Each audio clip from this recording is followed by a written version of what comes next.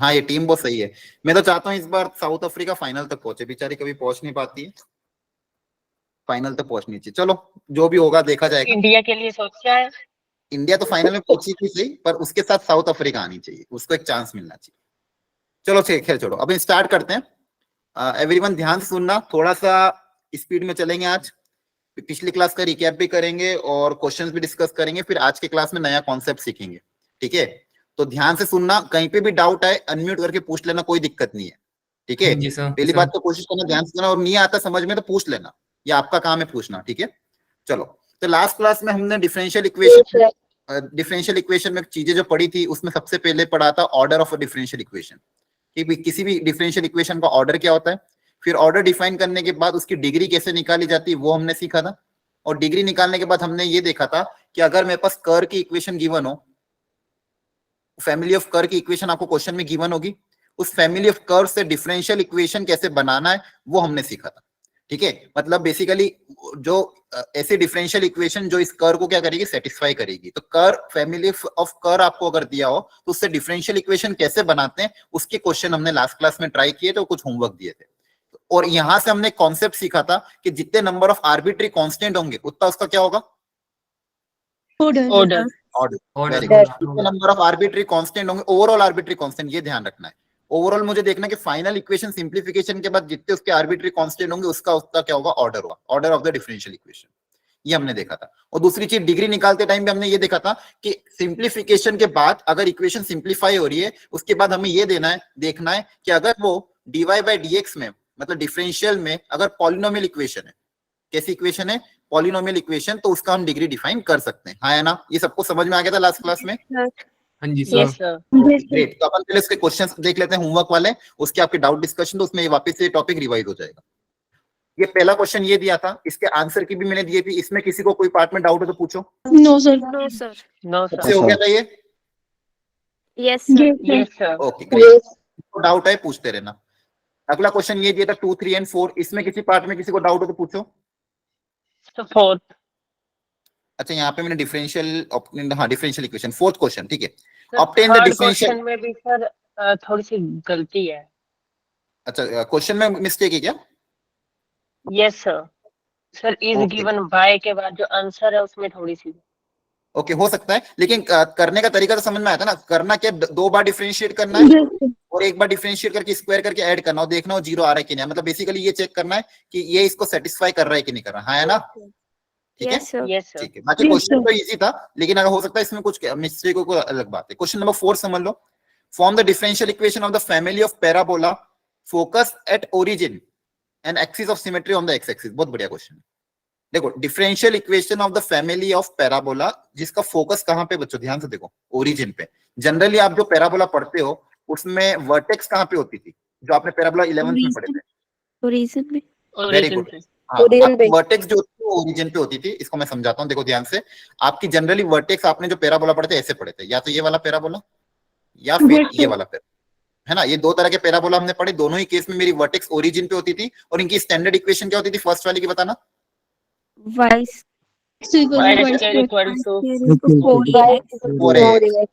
Very good. और second वाले की x square equal to 4m।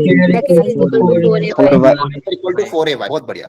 तो अगर यहाँ पे मान लो एक कॉन्सेप्ट सिखाया जाता था, यहाँ पे आपका वर्टेक्स ओरिजिन पे, अगर इस वर्टेक्स को मैं शिफ्ट कर दूं किसी पॉइंट पे, फॉर एग्जांपल ओरिजिन से सपोज मैं किसी एक कोऑर्डिनेट पे इसको शिफ्ट कर देता हूँ, पैराबोला वैसा के वैसा ही है, बस इसको मैंने क्या कर दिया, थोड़ा सा शिफ्ट कर दिया किसी नए कोऑर्डिनेट पे, दैट इज h, k। मान लो ये h है और ये k है।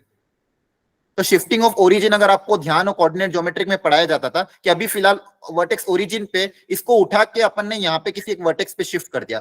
तो अभी अगर इसकी इक्वेशन ये है y² इक्वल टू 4x, तो अभी बताओ इसकी इक्वेशन क्या होगी, क्या चेंज आता था जब अपन ओरिजिन को शिफ्ट करते थे, तो हम क्या चेंज लाते थे, कैसे रिप्लेस करते थे, किसको क्या करते थे, बताओ। याद आ रहा है? शिफ्टिंग ऑफ ओरिजिन पढ़ा था कोऑर्डिनेट ज्योमेट्री में थोड़ा बहुत लास्ट ईयर 11th में। सर y प्लस k का होल स्क्वायर हो जाए। हाँ वेरी गुड। बेसिकली जब भी कॉन्सेप्ट क्या होता है, एक बार ध्यान से देख लो जो भूल गए हो। अगर ओरिजिन पे फिलहाल अभी है, ओरिजिन को अगर अपन ने शिफ्ट कर दिया मान लो h, k पे, पहले जो कोऑर्डिनेट 0,0 था अब वो क्या हो गया h, k। तो नई इक्वेशन कैसे बनाएंगे, x की जगह रिप्लेस कर देंगे x माइनस h से, और y की जगह रिप्लेस कर देंगे y माइनस। याद आ रहा है? Yes, तो sir. आपकी इक्वेशन क्या बन Yes, जाएगी, y माइनस के का whole square equal to 4a into x minus h, ये आपकी इक्वेशन बन जाएगी इस नए पैराबोला। ठीक है, मतलब ये शिफ्टिंग ऑफ ओरिजिन टाइप से। तो यहाँ पे भी इन्होंने क्या बोला है कि फॉर आपका जो था एक्स एक्सिस आपकी सिमेट्रिक एक्सिस थी, ये जो पैराबोला था, ये मान लो ये ओरिजिनल पैराबोला था स्टैंडर्ड। इस बार क्या करा, इसका फोकस यहीं पे कहीं होता है ना? फोकस कहाँ पे होता है बताओ? Yes, कितने डिस्टेंस पे Yes, होता है?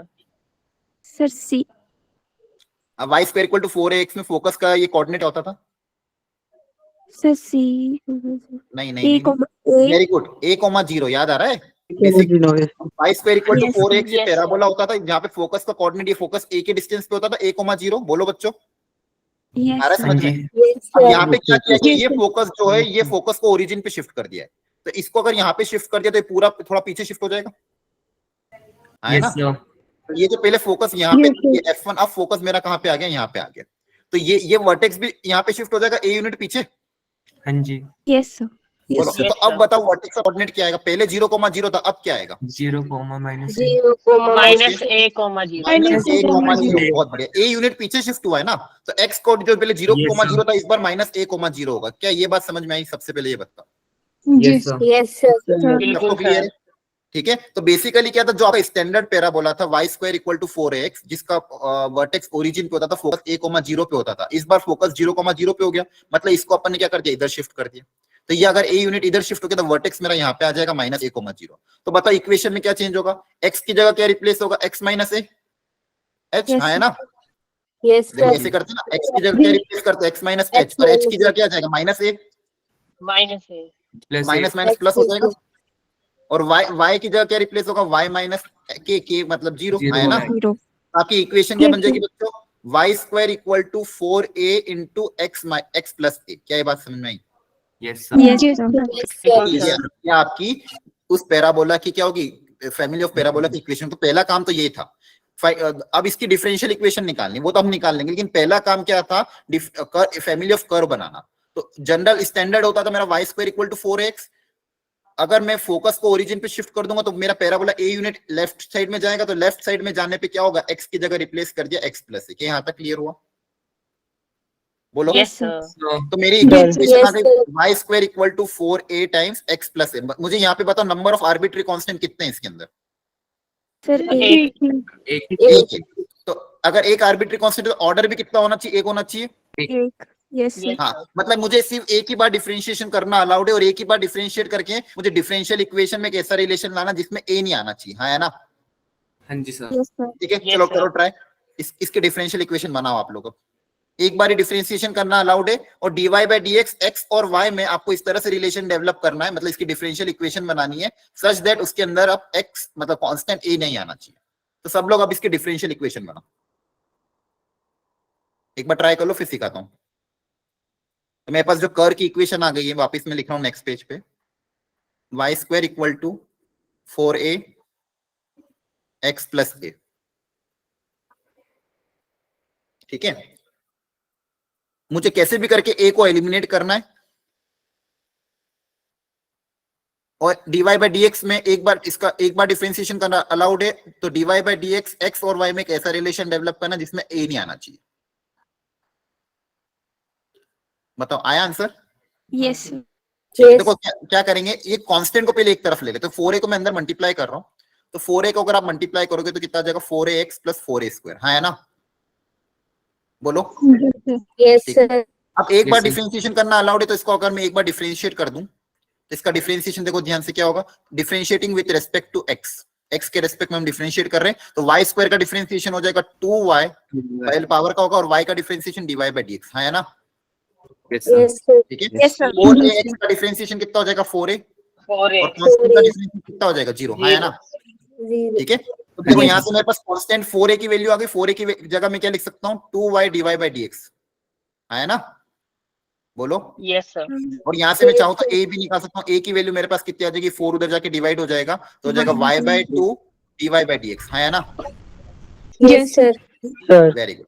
तो ये मेरा a आ गया। अब मुझे बेसिकली x y और dy बाय dx में रिलेशन लाना है, तो ये a की वैल्यू हम क्या करेंगे? वापस यहाँ पे रख देते हैं, है ना? पुट करेंगे। Yes. ये की वैल्यू वापस इसमें क्या कर देंगे, पुटअप, तो मेरे पास जो रिलेशन आ जाएगा उसमें ए हट जाएगा, क्योंकि हमेशा आपको ये बोला गया है डिफरेंशियल इक्वेशन आप जो भी बनाओगे उसमें आर्बिट्री कांस्टेंट नहीं आना चाहिए। तो यहाँ पे आपका आंसर क्या आ जाएगा, y square equal to 4a, a की जगह क्या आ जाएगा y/2 इंटू dy/dx, जहां भी a उसकी जगह ये आ जाएगा, into x plus again a है तो a की जगह आ जाएगा y/2 इंटू dy/dx। ये आपका आंसर। इसको और सिंप्लीफाई कर लेना अंदर मल्टीप्लाई वगैरह करके। क्या ये बात समझ में आई? हाँ जी सर। Yes. Yes, ठीक sir. है, ये आपके रिक्वायर कर की क्या होगी, डिफरेंशियल इक्वेशन। तो कहने का मतलब यही है, हमेशा पहले जब भी ये क्वेश्चन आते हैं स्टैंडर्ड पहले बना लो, पहले सबसे पहले क्या लिखोगे, कर की इक्वेशन। या तो ये क्वेश्चन में डायरेक्ट देंगे या फिर आपसे बनवाएंगे, जैसे इन सब क्वेश्चन में डायरेक्ट आपको दी हुई थी। तो आपको फिर देखना कि नंबर ऑफ आर्बिट्री कांस्टेंट कितने, यहाँ पे नंबर ऑफ आर्बिट्री कांस्टेंट कितना, एक है। ठीक है, मतलब एक बार डिफरेंशिएशन करना अलाउड है, और एक बार डिफरेंशिएट करके एक्स वाई और इसमें ऐसा रिलेशन डेवलप करना है ताकि उसमें ए नहीं आना चाहिए। ए को एलिमिनेट करना है मुझे, ए को क्या करना है, एलिमिनेट। तो मैंने एक बार डिफरेंशिएट किया, वहां से ए की वैल्यू निकाल ली और ये ए की वैल्यू वापस उसमें रख दी, तो फाइनल इक्वेशन में मेरे पास एक्स में, वाई में और dy/dx में रिलेशन आ गया। यही मेरी क्या है, रिक्वायर्ड डिफरेंशियल इक्वेशन। क्या ये समझ में आया? किसको किसी Yes, स्टेप में sir. डाउट हो तो वापस पूछो। No, sir. Oh No, sir. Very sir good, आ गया समझ। आ गया, ठीक है। चलो आगे बढ़ते हैं। इसमें A5 से A9 में कोई डाउट हो तो एनीवन? A5 से A9 में कोई क्वेश्चन जो नहीं आया हो? सर आंसर मैच A6 में किए थे था। ना आपने? एक और 6 वाला। 6 वाला, ठीक है। 6 वाला देखो ध्यान से, ऐसा क्वेश्चन कराया था अपन ने। y equal to C1 plus C2 sine of x plus C3 minus C4 e की पावर x प्लस C5। बहुत अच्छा क्वेश्चन है। नंबर ऑफ आर, अब इसका ऑर्डर पूछा है। क्या पूछा है? ऑर्डर। तो क्या सिखाया गया था, ओवरऑल जितने इसके आर्बिट्री कांस्टेंट होंगे उतना उसका ऑर्डर होगा, है ना? Yes, sir. हाँ, Yes, मैं sir. ओवरऑल आर्बिट्री कांस्टेंट कितने, तो आपको कितने दिख रहे हैं? सर 4 दिख रहे थे। हाँ देखो ध्यान से, यहाँ पे गलती। अब पहले इसको सिंप्लीफाई करो, ओवरऑल सिंप्लीफाई करो। क्या C1 प्लस C2 को मैं अलग अलग लिखूंगा या एक सिंगल कांस्टेंट? सिंगल कांस्टेंट, इसको मैंने C मान लिया। ये दो को एडिशन करने के कोई मतलब नहीं है, ये दोनों अलग अलग नहीं लिखेंगे, इसको हम सिंगल बना देंगे क्योंकि दो कांस्टेंट मिलके एक कांस्टेंट ही बनेगा। तो इसको तो C लिख दिया। साइन ऑफ, अंदर मेरे पास क्या दिया, x प्लस C3, ये तो आपस में कंबाइन नहीं हो सकते, ये तो अलग ही रहेंगे। अब यहाँ पे देखते ध्यान से, यहाँ C4 लिखा हुआ है, क्या इसको ब्रेक किया जा सकता है, e की power x plus C4 C5? हाँ जी पावर ऐड हो रही, मतलब ऐसा हो रहा होगा e की पावर x इंटू e की पावर C5, आया ना? बेस सेम होता है तो पावर ऐड होती है एक्सपोनेंशियल, आया ना? Yes sir. Yes, sir. अब देखो ध्यान से यहाँ पे बच्चों की, ये जो C4 है और ये जो e की पावर C5 है, ये दोनों भी तो एक कांस्टेंट ही है, Yes, आया sir. ना? Yes, क्या ये sir. दोनों आपस में कंबाइन हो सकते हैं? बोलो, Yes, sir. Yes, ये sir. दोनों आपस में combine हो सकते हैं। तो आपके पास फाइनल इक्वेशन क्या बनेगी, y इक्वल टू, देखो ध्यान से, c साइन ऑफ, क्योंकि तो जितने भी कांस्टेंट है ना, प्रोडक्ट मिलके भी एक कांस्टेंट ही बनेगा। तो C4 और ये दोनों मिलके एक नया कांस्टेंट बनाएगा। तो आपके पास इक्वेशन क्या बनेगी, y equal to sine x plus C3 minus, इस कांस्टेंट को c डैश बोल देते हैं, इन दोनों का प्रोडक्ट कोई ना कोई नया कांस्टेंट होगा, c डैश e की पावर x। यहां तक समझ? इसमें किसी भी स्टेप में डाउट हो तो वापस पूछ लो, एनीवन? कोई स्टेप में डाउट हो तो वापस पूछ लो। No sir. अब मुझे No, बताओ, sir. ओवर इसमें कोई कांस्टेंट कंबाइन हो सकता है क्या इसके बाद? No, sir. No, sir. हाँ, No, अब sir. कंबाइन नहीं हो सकता क्योंकि ये तो एंगल के अंदर है, तो इसको मैं कंबाइन नहीं कर सकता हूँ। ये इसके साथ है तो ये कंबाइन नहीं होंगे, और ये इसके साथ है तो ये भी कंबाइन। तो अब बताओ नंबर ऑफ आर्बिट्री कांस्टेंट कितने ओवरऑल? 3. 1 2 एंड 3। तो इसका ऑर्डर कितना आएगा? 3. 3 आएगा। ठीक है, तो ध्यान रखना, जल्दबाजी में क्या होता है, जल्दबाजी में गलती करते हैं तो बच्चे 5 लिख के आ जाते हैं। C1 C2 C3 C4 C5, 5 दिख रहे हैं तो 5 लिख देंगे, लेकिन 5 है क्या? No, sir. नहीं, No, हमें sir. हमें क्या देखना, ओवरऑल आर्बिट्री कांस्टेंट कितने फाइनल सिंप्लीफिकेशन के बाद, तो वो 3 थे। तो ऑर्डर कितना हो जाएगा, 3 हो जाएगा। ठीक है, नेक्स्ट 12. कौन सा क्वेश्चन? बोलो जल्दी, वापस एक बार बोलना। A5 से A9 में कोई है क्या? No, sir. Sir, 12. No, sir. नहीं है, चलो ठीक है, नेक्स्ट पेज पे आ जाते हैं। हाँ, इसमें बताओ। Sir, 12 और 15. 12th और 15, ओके, बहुत बढ़िया, बहुत अच्छा क्वेश्चन है 12th भी। देखो ध्यान से, क्वेश्चन 12th में क्या बोला गया है, अगेन एक स्टैंडर्ड आपको फैमिली ऑफ कर्व के बारे में डेफिनेशन दी है। द डिफरेंशियल इक्वेशन आपको निकालनी है of all straight line which are at a unit distance from the origin. वो सारी स्ट्रेट लाइन जो ओरिजिन से कितने डिस्टेंस पे हो, यूनिट डिस्टेंस पे, आया ना? ये दिया हुआ है, बोलो। Yes, sir. ठीक है। तो सबसे पहले हमें Yes, क्या करना sir. पड़ेगा, फैमिली ऑफ कर्व, इसकी फैमिली ऑफ कर्व की इक्वेशन लिखनी पड़ेगी कि इस टाइप की फैमिली ऑफ कर्व की इक्वेशन कैसी बनेगी, जैसे पिछले क्वेश्चन में हमने किया था। तो इसका डायग्राम बना था सबसे पहले। तो हमें यहाँ पे बोला गया है वो सारी स्ट्रेट लाइन जो ओरिजिन से डिस्टेंस इसका क्या है 1 है, ओरिजिन से उसका डिस्टेंस क्या है, तो कोई भी एक रैंडम स्ट्रेट लाइन बना दी। अब क्वेश्चन में बोला गया कि ओरिजिन से इसका डिस्टेंस कितना है बच्चों, 1 यूनिट है ना। Yes, sir. Yes, sir. Question में गिवन है तो ऐसी जितनी भी स्ट्रेट लाइन है सबसे पहले उनकी इक्वेशन लिखनी पड़ेगी। आर्बिट्री कांस्टेंट अज्यूम, तो इसकी इक्वेशन कैसे निकाली जाए, इक्वेशन ऑफ लाइन। सबसे पहले तो आपको इसकी क्या लिखनी पड़ेगी, इक्वेशन। वो इक्वेशन निकालने के बाद फिर उसकी डिफरेंशिएट, तो पहले सबसे पहले family of equation, family of curve की इक्वेशन लिखनी है। तो आपको स्ट्रेट लाइन में लाइन की इक्वेशन निकालना सिखाया गया था, Yes, याद है? sir. Y equal to mx. हाँ देखो, लाइन की इक्वेशन निकालने के बहुत सारे तरीके होते हैं। अगर मेरे पास, एक बार रिकैप करा रहा हूं, ध्यान से देखो, अगर मेरे पास पॉइंट पड़ा है स्लोप है, पॉइंट और स्लोप है, तो लाइन की इक्वेशन बताओ कैसे लिखते थे। Y2 minus 5. Y minus Y y1 minus equal y1 to mx x1. Very good. अगर स्लोप पता है, पॉइंट पर है, तो लाइन की इक्वेशन निकालने का तरीका क्या होता है, y minus y1 equal to m into x minus x1। ये सारी ये बेसिक कॉन्सेप्ट है, 11th के याद होने चाहिए, ठीक है। अगर और मान लो 2 पॉइंट पता हो, मैं x1, y1 और दूसरा पॉइंट है मेरे पास x2, y2, तो इससे स्लोप निकाला जा सकता है। Yes, Sir. sir. Yes, sir. Formula Yes, बताना। sir. Y minus Y y1 minus x2. Great. ये एक फॉर्म हो गई, एक फॉर्म होता है स्लोप इंटरसेप्ट फॉर्म। तो y इक्वल टू एक होती थी mx प्लस c, है ना। Yes, sir. Yes, sir. इसमें क्या होता था, m इसका स्लोप होता था और c इसका y इंटरसेप्ट होता था, है ना। Yes, sir. Yes, Yes, sir. एक नॉर्मल एक होती थी इंटरसेप्ट फॉर्म। अगर आपके पास ये x इंटरसेप्ट a है, y इंटरसेप्ट अगर b है, तो इस लाइन की इक्वेशन निकाली जाती थी। याद है किसी को क्या इक्वेशन होती थी, x? हाँ बोलो। Very good, x upon a plus y upon, बहुत बढ़िया बहुत बढ़िया। और एक लास्ट फॉर्म और होता था, नॉर्मल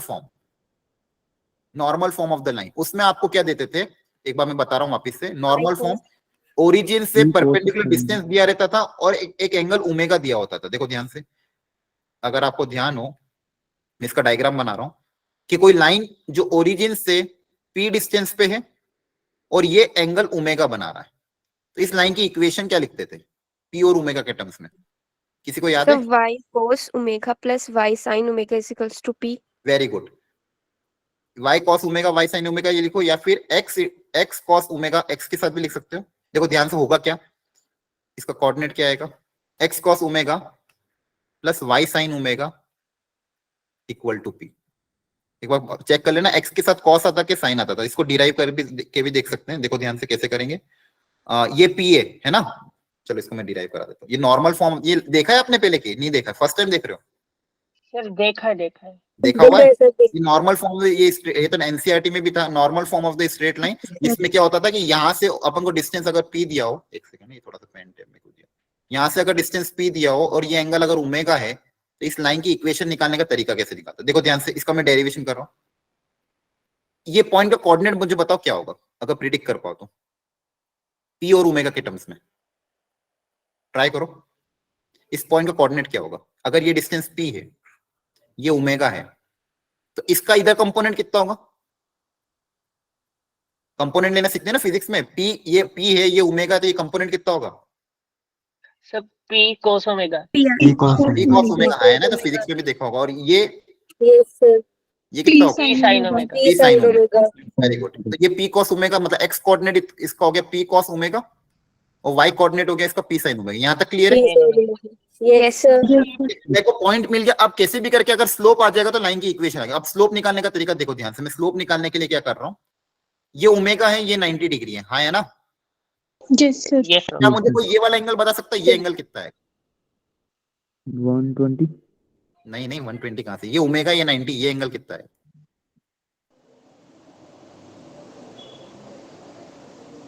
एक ट्राइंगल में अपने बचपन में प्रॉपर्टी पड़ी हुई, exterior angle. Beta plus omega आएगा। हाँ, जैसे अगर ये अल्फा ये बीटा है, तो ये एक्सटीरियर एंगल क्या होता था, अल्फा प्लस बीटा होता था, हाँ है ना।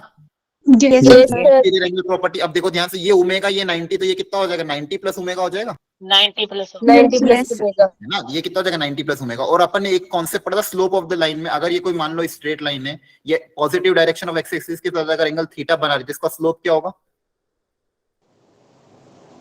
Ten tan theta, theta. Very good, tan theta याद आ रहा है। अगर पॉजिटिव डायरेक्शन के साथ एंटी क्लॉकवाइज में एंगल थीटा बनता है तो लाइन का स्लोप क्या होता है, टेन थीटा। सारे स्ट्रेट लाइन में tan सीखा theta. है ना। खैर कोई बात नहीं, रिकैप हो गया। अब यहाँ पे ये एंगल कितना, ये थीटा हो गया मेरा, इसका स्लोप कितना हो जाएगा, टेन ऑफ थीटा।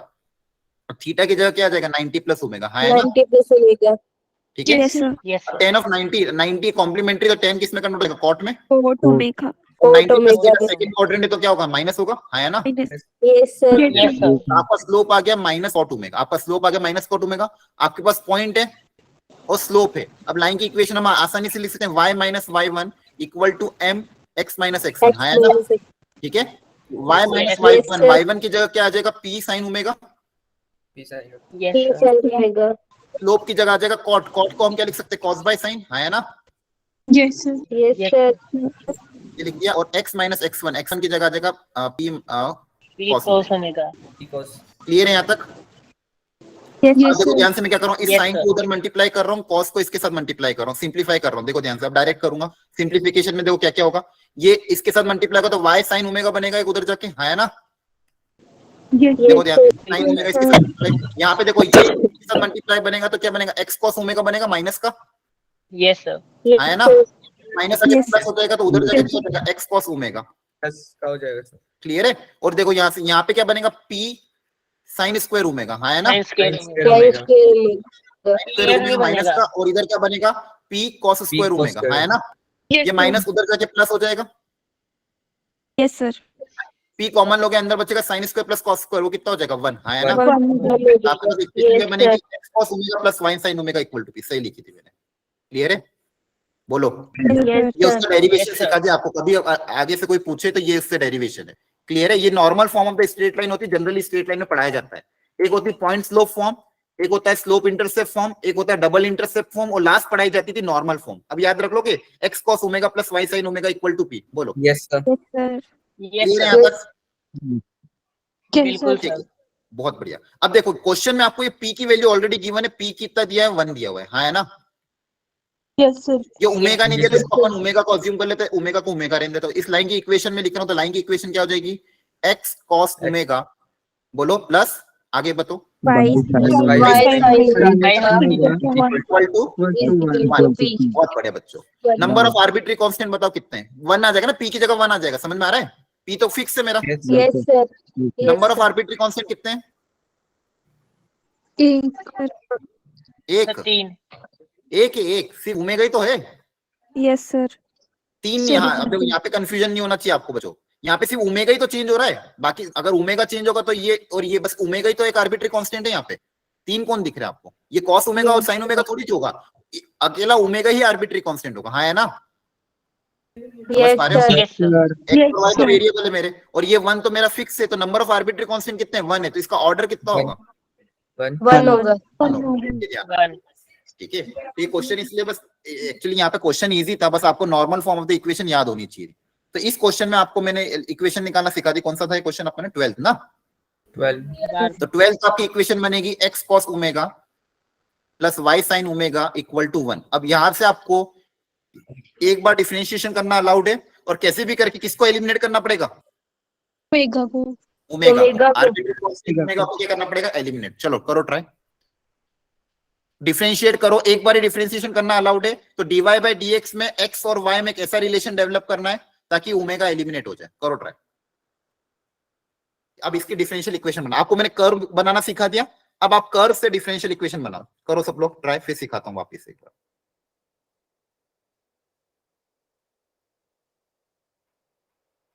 इससे अपना स्ट्रेट लाइन का कॉन्सेप्ट भी रिवाइज हो गया।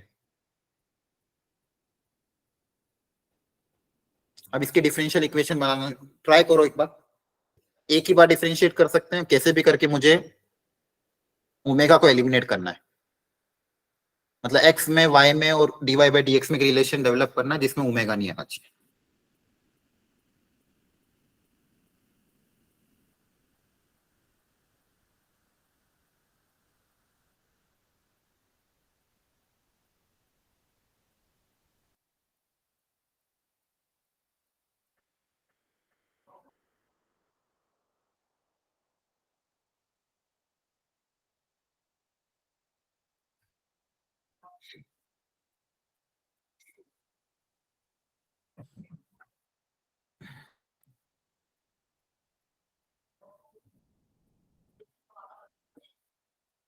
या ट्राई कैसे करें बताओ।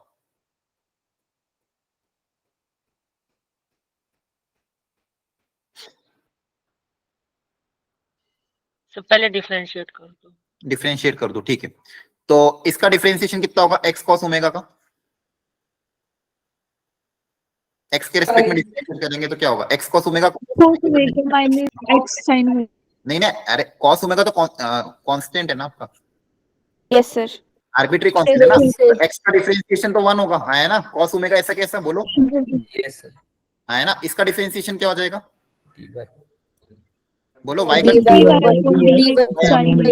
upon dx sin omega। Sine omega ऐसा Sin कैसा, omega. है ना। और 1 का डिफरेंशिएशन, 0. 0.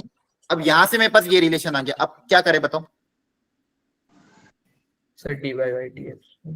हाँ, अब देखो यहाँ से आप क्या कर सकते हो, सर किसी एक, दूसरी साइड ले जाओ। वेरी गुड, दूसरी साइड cos को ले दो दूसरी साइड. दूसरी साइड ले जाते, बहुत बढ़िया। तो cos ओमेगा इक्वल टू इधर बनेगा minus of dy by dx into sin omega, है ना। Yes. हाँ जी सर। Yes, sir. अब बताओ क्या Yes, sir. करूं। sin ओमेगा को नीचे लेकर बहुत बढ़िया, नीचे sin ओमेगा लेके आ को जाओ, नीचे भेज दो, तो cos अपॉन sin क्या बन जाएगा? cot omega. Cot Omega. Yes sir. Very good, तो cot ओमेगा की वैल्यू मेरे पास आ गई dy बाय dx मतलब y डैश, है ना। yes. dy Minus by dx को y Yes, डैश भी लिख sir. सकते हैं, समझ में आ गया। अब cot ओमेगा आ गया, अब मैं मेरे पास ये रिलेशन है, वापस से हम क्या करेंगे, कैसे भी करके यहाँ से अगेन वैल्यू यहाँ पे रख देंगे। Yes, sir. लेकिन Yes, यहाँ पे sir. मुझे क्या क्या चाहिए, cos ओमेगा चाहिए और sin ओमेगा चाहिए। तो cot ओमेगा की मदद से cos और sin निकाल सकते हैं। ये तो हमने ट्रिग्नोमेट्री में पढ़ा था कैसे, Yes. जैसे ध्यान से मान लो Yes. मैं अगर ये बोलता, ये तो 10th में भी था कि cot थीटा की वैल्यू अगर मान लो आपके पास है, कुछ भी ले लेते हैं, 1/3 ले लिया मान लो, तो क्या आप sin थीटा और cos थीटा निकाल सकते हो? Yes, sir. सर निकालते थे, यस कैसे निकालते थे? ट्रायंगल बना के निकाल सकते हैं. ट्राइंगल बना के ना, वेरी गुड, ट्राइंगल बना के। यहाँ पे थीटा कॉट मतलब बेस अपॉन परपेंडिकुलर, तो ये बेस हो जाएगा, ये परपेंडिकुलर हो जाएगा, हाइपोटेन्यूस आ जाएगा, है ना। यस Yes, सर। sir. Yes. sin थीटा भी आ जाएगा cos theta, perpendicular upon base, और ये हो जाएगा 1 base upon hypotenuse, sorry sin theta आ जाएगा परपेंडिकुलर अपॉन हाइपोटेन्यूस, और ये भी आ जाएगा। क्लियर है। तो सेम है यहाँ पे भी, cot ओमेगा कितना है, y डैश है। sin के साथ अभी नहीं ले रहा हूं मैं, cot ओमेगा क्या है, y डैश। y डैश अगर इसको मैं सिर्फ वैल्यू लूं तो y डैश अपॉन 1, है ना, रेशियो के टर्म्स में। हाँ जी सर। अभी मैं साइन नहीं ले रहा हूं, अभी सिर्फ मैं क्या ले रहा हूँ, वैल्यू ले रहा हूँ। साइन हम बाद में पुटअप कर देंगे। कॉट ओमेगा कितना है, वाई डैश आया ना, बोलो। Yes, sir. कॉट ओमेगा कितना है, वाई डैश। वाई डैश को और नीचे कुछ भी नहीं तो अपन ने क्या मान लिया, 1। और कॉट मतलब क्या होता है, base upon perpendicular. Base upon perpendicular. Base upon perpendicular. और ये बेस कितना, बेस को अपन वाई डैश मान लेंगे, परपेंडिकुलर कितना मान लेंगे, 1, है ना। Yes. तो हाइपोटेन्यूस आ जाएगा, बोलो कितना आएगा, root under root Y y dash with y dash का square. Very good, under root 1 plus y dash whole square. क्या ये बात समझ में आ गई? Yes, Yes. sir. हाँ जी यहाँ से मैं वैल्यू पुट Yes, कर sir. दूं, x cos ओमेगा की जगह कितना आ जाएगा, y dash upon under root of 1 plus y dash का होल स्क्वायर, है ना। Yes, sir. और साइन Yes, की sir. जगह y into 1 upon under root of 1 plus y dash का होल स्क्वायर इक्वल टू 1, है ना। बेस सेम है, उधर चल जाएगा, हाँ जी sir. x y dash plus Yes. y equal to under root of 1 plus y dash का होल स्क्वायर, है ना। अब दोनों तरफ स्क्वायरिंग Yes. कर देंगे, स्क्वायरिंग करेंगे तो Squaring, x y dash plus y का whole square equal to 1 plus y dash का होल स्क्वायर। क्लियर है, Okay. ठीक है। सिंप्लीफाई करोगे आंसर आ जाएगा। Yes, sir. बेसिकली देखो यहाँ पे प्रॉब्लम क्या थी, कॉस भी था साइन भी था, तो अपन ने क्या करा, पहले एक बार डिफरेंशिएट किया, वहां से कॉट ओमेगा निकाले, फिर कॉट ओमेगा की वापस से ऊपर पुटअप कर दिया। यही तरीका अपनाते हैं अपन, है ना। Yes, हाँ sir. जी सर। एक बार Yes, sir. ट्राई करना और आंसर मैच करने की कोशिश करना, नहीं समझ में आता तो नेक्स्ट क्लास में वापस पूछ लेना। क्लियर है। Yes, Yes. sir. Yes, sir. Next इसके बाद 12 के बाद, सॉरी हाँ 12 के बाद कौन सा डाउट है, कौन सा किया अभी अपन ने, हाँ 12 के 15th. 15 देख लो सब लोग। If the differential equation of the family of the curve y equal to c ln mod cx equal to x where c is the arbitrary constant equal to this then the function phi। आसान question है ये, बस आपको बस दिखने में अजीब दिखा दिया है। आपको सिंपल क्या करना है, y ln mod cx equal to x, इसकी आपको क्या निकालनी है, डिफरेंशियल इक्वेशन, है ना। बोलो Yes, sir. हाँ जी sir. Number of arbitrary constant बताओ कितने हैं इसके अंदर, Sir, एक. So, एक एक तो एक ही बार डिफरेंशिएशन करना अलाउड है ना। बार बार एक ही चीज बोल रहा हूँ मैं, बोलो आ रहा है समझ में। yes, हाँ जी सर। दूसरी बार डिफरेंशिएशन अगर आपको करना अलाउड है और सी को फिर क्या करना है, एलिमिनेट करना, तो बताओ क्या तरीका अपनाओ कि सी कैसे एलिमिनेट करूं। देखो अच्छा एक चीज सुनना ध्यान से, बहुत इंपॉर्टेंट, एक हिंट दे रहा हूं, एक ट्रिक दे रहा हूं। कभी भी अगर मान लो ऐसे क्वेश्चन आते हैं ना जहां पे अपन को कांस्टेंट को एलिमिनेट करना हो, तो जनरली कोशिश ये करा करो कांस्टेंट को सबको एक तरफ ले जाओ। मतलब कांस्टेंट अगर अकेला बन जाएगा, फिर जैसे ही उसको डिफरेंशिएट करूंगा वो जीरो हो जाएगा, है ना। Yes sir. बोलो एनसीईआरटी के अगर क्वेश्चन को, एनसीईआरटी में जो क्वेश्चन है उनकी प्रैक्टिस करोगे तो उसमें से बहुत सारे एग्जांपल है जहां पे अगर जब मैं आर्बिट्री कांस्टेंट को एलिमिनेट करने जाता हूं तो कभी कभी क्वेश्चन ऐसे आते हैं, उसमें क्या होता है कि सारे कांस्टेंट को हम एक तरफ ले जाएंगे और फिर अगली स्टेप में जैसे डिफरेंशिएट करूंगा सारे कांस्टेंट जीरो हो जाएंगे, है ना। Yes, तो sir. ये ट्रिक आप ध्यान रखना, अगर कांस्टेंट एक तरफ हो सकते हैं तो उनको एक तरफ करना फिर उसको डिफरेंशिएट करना। अब देखो ध्यान से, यहाँ पे मैं वो ट्रिक अपना रहा हूँ, y को मान लो उधर भेज दूं अगर मैं, तो यहाँ पे क्या बचेगा, ln cx, है ना, equal to x upon y। यहाँ तक समझ में आया। Yes, sir. क्या मैं c को अलग कर सकता हूँ क्या? Yes, sir. लॉग की Yes, प्रॉपर्टी sir. लॉग के अंदर अगर प्रोडक्ट है तो सम में टूट जाता है, Yes, sir. Yes, sir. है ना। तो देखो इससे फायदा क्या हुआ, जैसे ये किया, अब मैं जैसे डिफरेंशिएट मारूंगा मेरा कांस्टेंट उड़ जाएगा, मुझे फिर कुछ करने की जरूरत नहीं है ना। Sir. अब जैसे आप डिफरेंशिएट मारोगे ये ln c का डिफरेंशिएशन कितना हो जाएगा, जीरो, 0. है ना। ln x का डिफरेंशिएशन कितना हो जाएगा, 1 अपॉन x, है ना। Okay. और इसका भी आप डिफरेंशिएशन क्वेश्चन रूल से कर लोगे, उसमें से c Yes, आएगा, sir. तो जो आपका बनेगा वही आपका क्या होगा, आंसर होगा। क्या ये बात समझ में आई? हाँ जी Yes, sir. ठीक है, तो ये ध्यान रखना और आज घर जाके एनसीईआरटी के थोड़े सॉल्व एग्जांपल और उसके क्वेश्चन प्रैक्टिस करना अगर नहीं कर रखे हो, और ये ट्रिक ध्यान रखना, अगर ऐसा पॉसिबल हो रहा हो कि कर की इक्वेशन में सारे कांस्टेंट एक तरफ हो जाएं और फिर उसको डिफरेंशिएट करें तो अपना बहुत फायदा हो जाएगा। क्या ये बात समझ में आई? Yes, sir. Yes, sir.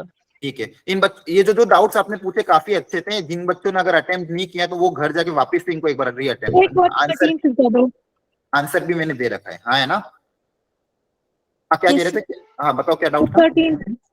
13th, the order and the degree of the differential equation of all tangents line to the parabola। अच्छा, y square equal to 4x की जितनी भी टेंजेंट होगी उनकी ऑर्डर और डिग्री क्या होगी, तो आपको अगेन उन सारी टेंजेंट्स मतलब फैमिली ऑफ टेंजेंट्स की क्या लिखनी पड़ेगी, इक्वेशन। तो अगेन यहाँ पे वो कॉन्सेप्ट है कि आपको टेंजेंट पैराबोला के लिए टेंजेंट की इक्वेशन निकालना आना चाहिए। तो मैं हिंट देके छोड़ रहा हूँ, कर की इक्वेशन निकाल के दे रहा हूँ, आप घर पे डिफरेंशियल इक्वेशन खुद से फॉर्म करना, ठीक है। Yes, sir. Yes, sir. अच्छा, Yes, sir. Yes, और sir. ये बहुत इंपॉर्टेंट है कि क्या कहते हैं टेंजेंट की इक्वेशन, आपके सिलेबस में भी वही आता है जेई में, इक्वेशन ऑफ टेंजेंट्स, ठीक है। अगर आपने देखा हो ध्यान से, देखो फटाफट देख लो इस क्वेश्चन को, मैं जल्दी से बता रहा हूँ। X square equal to 4y, ये एक पैराबोला है, कोऑर्डिनेट ज्योमेट्री का पूरा रिवीजन हो गया आज अपना। तो x square equal to 4y एक पैराबोला है, इस पे टेंजेंट की इक्वेशन लिखनी है। क्या लिखनी है, टेंजेंट की इक्वेशन, ध्यान से देखना। तो पहले एक मैं इसका जनरल एक डायग्राम बना लेता हूँ, ये पैराबोला इस तरह का होगा, ठीक है। अच्छा मुझे ये बताओ, आपको अगर थोड़ा बहुत ध्यान हो, पैराबोला पे एक पॉइंट अज्यूम करते पैरामेट्रिक कोऑर्डिनेट t के टर्म्स में। जैसे अगर मान लो मेरे पास ये पैराबोला होता y square equal to 4ax, इसमें अगर मुझे कोई भी कोऑर्डिनेट अज्यूम करना है तो हम कोऑर्डिनेट क्या अज्यूम करते थे पैराबोला पे, किसी को याद हो तो। अगर ये स्टैंडर्ड पैराबोला है मेरा y square equal to 4ax, इस स्टैंडर्ड पैराबोला पे कि किसी भी जगह इस कर्व में कहीं पे भी अगर मुझे पॉइंट को अज्यूम करना है तो मैं पॉइंट को क्या अज्यूम करूं, जैसे A आपको मैं comma B के टर्म्स नहीं, ए कोमा बी नहीं, यहाँ पे फिर दो अननोन हो जाएंगे। एक पैरामेट्रिक कोऑर्डिनेट अज्यूम करते थे, जैसे मान लो एक हिंट दे रहा हूं मैं आपको, इसका याद होगा, सर्कल, अगर मान लो कोई सर्कल है जिसका सेंटर ओरिजिन है, ध्यान से देखना, circle centre origin radius r, तो सर्कल की इक्वेशन हो जाएगी आपकी x square plus y square equal to r square, हाँ है ना। जी sir. Yes, sir. Yes, sir. Yes, sir. Circle पे अगर मुझे पॉइंट अज्यूम करना है पैरामेट्रिक कोऑर्डिनेट थीटा के टर्म्स में, r के टर्म्स में, तो सर्कल पे अगर कोई पॉइंट अज्यूम करना है तो बताओ क्या अज्यूम करते हैं अपन, Sir, H of K. x की जगह, H of K. हाँ h और k नहीं, अगेन h और k नहीं, cos theta comma sin, r cos theta r sin theta. Parametric coordinate थोड़ा बहुत याद आ रहा हो तो इसको हम बोलते थे पैरामेट्रिक अभी कोऑर्डिनेट। स्ट्रेट लाइन में जो कराया आपने। हाँ, स्ट्रेट लाइन में भी मैंने देखो एक पैरामेट्रिक कोऑर्डिनेट के टर्म्स में अज्यूम किया था ओमेगा, यहाँ पे पैरामेट्रिक Yes, कोऑर्डिनेट क्या था, ओमेगा था। सर्कल में भी थीटा मेरा आर और थीटा मेरा पैरामेट्रिक कोऑर्डिनेट होते हैं, क्या होते हैं, आर और थीटा। तो यहाँ पे मैं क्या अज्यूम करता हूँ, एक्स कोऑर्डिनेट को r cos theta, y coordinate को आर साइन थीटा, इसमें रखोगे तो सेटिस्फाई करेगा। अगर मान लो इलिप्स की बात करें, x square by a square plus y square by b square equal to 1, ये मेरी इलिप्स की इक्वेशन है ना। हाँ जी सर। यहाँ पे पैरामेट्रिक कोऑर्डिनेट क्या अज्यूम करेंगे, एक्स की जगह एक सेम वे में a cos थीटा cos और y की जगह B B sin theta. B sin theta। बहुत बढ़िया। वैसे मेरा यहाँ पे पैराबोला है, इस पैराबोला में मैं पैरामेट्रिक कोऑर्डिनेट अज्यूम करता था, x की जगह आता था 80 स्क्वायर और y की जगह आता था 280। थोड़ा बहुत ध्यान आया, कहीं देखा हो तो? Yes, sir. 80 square comma 280 where t is my parameter. यहाँ पे t मेरा क्या है? वो पैरामीटर है। तो पैरामेट्रिक कोऑर्डिनेट हम अज्यूम करते थे, ये आपको ध्यान रखना हमेशा। अगर मेरा standard parabola y square equal to 4ax है तो इसका पैरामेट्रिक कोऑर्डिनेट क्या आ जाएगा? 80 स्क्वायर कॉमा 280। ठीक है, बोलो। Yes. अब Yes, यहाँ पे sir. अगर दूसरा पैराबोला बोला आता है कि y x square equal to 4ay, अगर ये वाला पैराबोला है x square equal to 4ay, ये वाला पैराबोला, तो इसके पैरामेट्रिक कोऑर्डिनेट में बस उल्टा हो जाएगा। ठीक है, इसका x कोऑर्डिनेट आ जाएगा 280 और y कोऑर्डिनेट आ जाएगा 80 स्क्वायर। क्लियर है? क्योंकि इन दोनों में अंतर क्या है? x और y बस इंटरचेंज ही तो हुए, हाँ है ना? Yes, sir. ठीक है, अब मेरे को क्वेश्चन में क्या दिया हुआ है? Parabola x square equal to 4y। अगर मैं इसके साथ कंपेयर करूं, इसको ध्यान से देखो, y का कोएफिशिएंट यहाँ पे क्या होता है? 4a होता है। जी Yes. y का कोएफिशिएंट कितना होता है? 4a। यहाँ पे y का कोएफिशिएंट कितना है? 4। तो दोनों को कंपेयर करेंगे तो 4a इक्वल टू 4 आ जाएगा। तो a की वैल्यू कितनी आ जाएगी? 1 आ जाएगी। अब मैं पैरामेट्रिक कोऑर्डिनेट क्या अज्यूम करता हूँ? 280 80 स्क्वायर। तो यहाँ पे a कितना हो जाएगा? 1 हो जाएगा, So two. यस सर है ना? a की जगह क्या रख देंगे? 1। तो इसका पैरामेट्रिक कोऑर्डिनेट बताओ क्या आएगा? 2T. 2t t। आ गया समझ में? Yes. ठीक है, अब ये तो अपन ने क्या करा? सबसे पहले पॉइंट अज्यूम किया। सबसे पहले क्या अज्यूम किया? पॉइंट। अब अगर मान लो किसी, अब आपको देखो, एक बहुत स्टैंडर्ड इक्वेशन होती थी कि, एक सेकेंड ना, ठीक, मैं पेज ऐड कर रहा हूँ, फिर मैं आपको आगे इसका एक कॉन्सेप्ट और सिखाता हूँ। एक सेकेंड। जैसे कोई भी कर्व अगर होता था, मान लो कोई भी कर्व आपको गिवन है, कर्व की इक्वेशन जल्दी से देख लेना, ये लास्ट कॉन्सेप्ट है।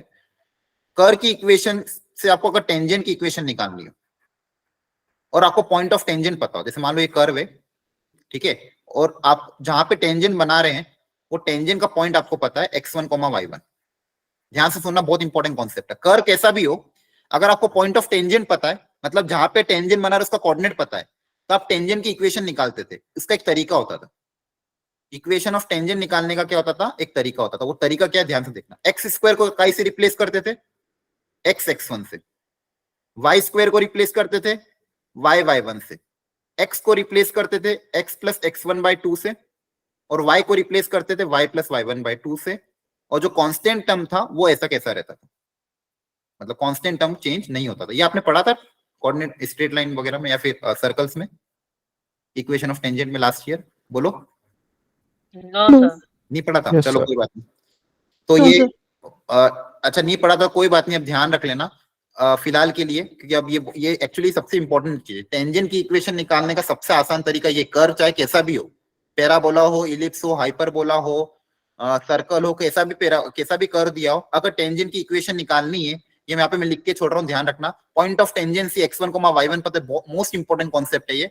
अगर मुझे पॉइंट ऑफ टेंजेंसी पता है तो कर्व की इक्वेशन में जहां जहां भी x स्क्वायर है उसकी जगह हम रिप्लेस कर देंगे x1, जहां जहां भी y स्क्वायर है उसकी जगह आ जाएगा y1, x की जगह रिप्लेस हो जाएगा x प्लस x1/2, y की जगह रिप्लेस हो जाएगा y प्लस y1/2, और constant term as it is रहेगा।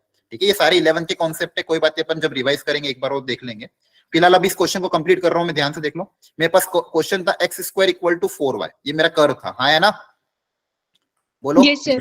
ये मेरा कर्व था x square equal to 4y, और पॉइंट ऑफ टेंजेंसी मेरा कितना आया? 2t t स्क्वायर, हाँ है ना? Yes, sir. Point of tangency क्या है मेरा? 2t t square. तो बेसिकली ये मेरा x1 हो गया, ये मेरा y1 हो गया, हाँ है ना? ये मेरा x1 हो गया, ये मेरा क्या हो गया? y1। अब देखो, अब मेरे को इक्वेशन ऑफ टेंजेंट अगर लिखनी है, इक्वेशन ऑफ टेंजेंट अगर मुझे लिखनी, तो बताओ x स्क्वायर की को काई से रिप्लेस करेंगे? देखो अभी ध्यान से, x1. Very good. x square की जगह क्या रिप्लेस करेंगे? x1। तो यहाँ से इक्वेशन ऑफ टेंजेंट डायरेक्ट आ जाएगी।